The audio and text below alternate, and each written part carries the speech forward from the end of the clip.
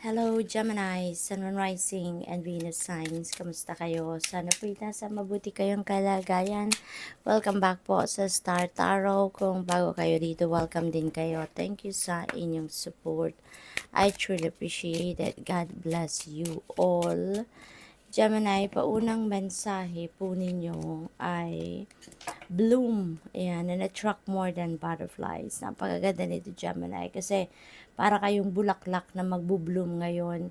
Para kayong, ano na kayo, handang-handa na kayo ngayon para mag-shine, para ipakita kung ano ang meron kayong kakayanan, ano.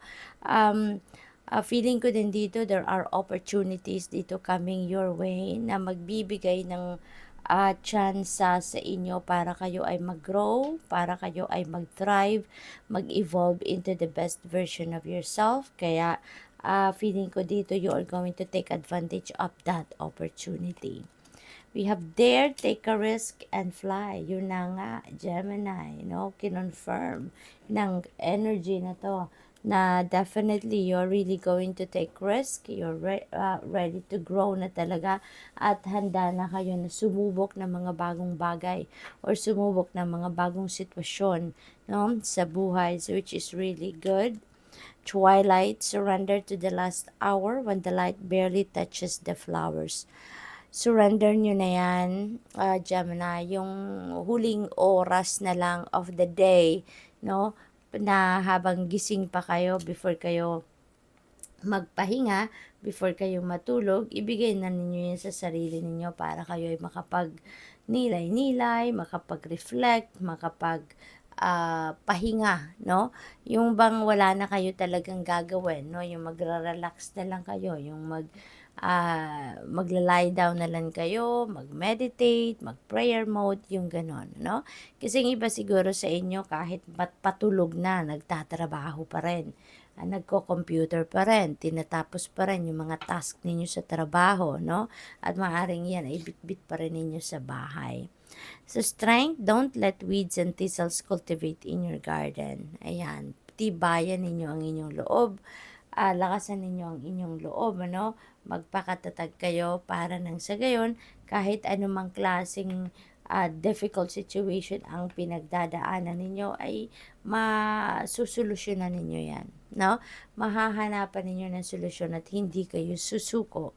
Kaya ano lang, magpakaano kayo, activate, no? Activate ninyo yung inyong inner strength at anong inyong courage. So, what else for Gemini? We have, love will get you through. Ayan. So, kapag merong pag-ibig or kahit may mga problema kayong pinagdadaanan or kahit ano pa man na hindi magandang sitwasyon, ano, na nandiyan dyan, if you have love, if there is love, no, at yun ang mamamayani, everything else na mabuti will follow, no? At kung ano man ang mga hindi masyadong paborableng nangyayari sa inyo, you know, malalagpasan at malalagpasan ninyo yan because positivity will come in. When there is love, good things and positive things come in, no?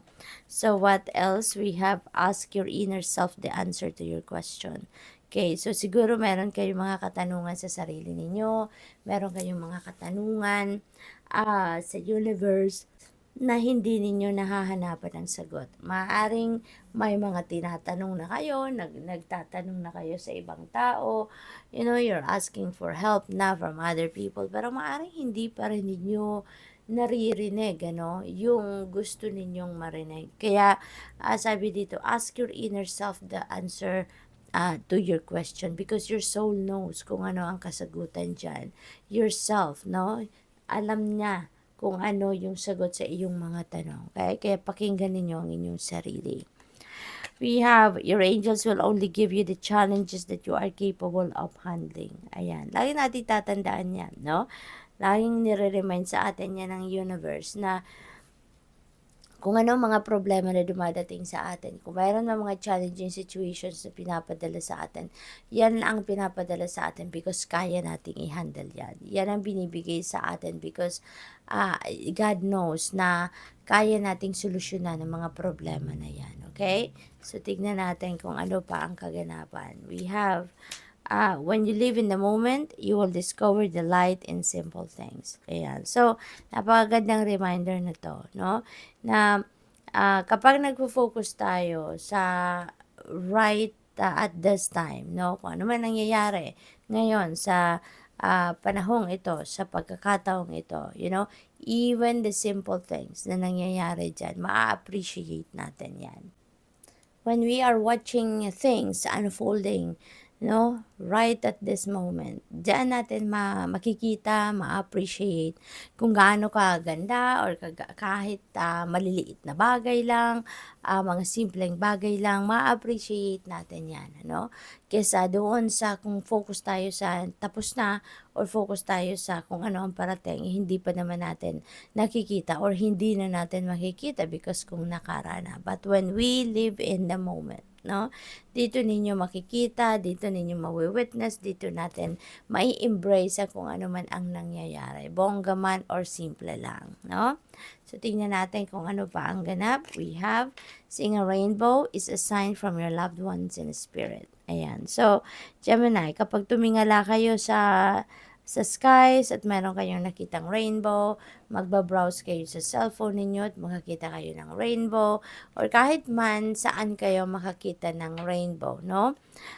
yan ay sign na yung loved ones ninyo in spirit, yung loved ones ninyo na nag-pass on na on the other side, ay nagpaparamdam sa iyo, nagpapahatid sa inyo ng mensahe, maaaring yan ay saying hello to you, or maybe nagsasabi yan na huwag kang mag-alala about them kasi they are in good hands, So, good luck, Gemini. That's all I have for you for today. Thank you for watching. Love and light. Namaste.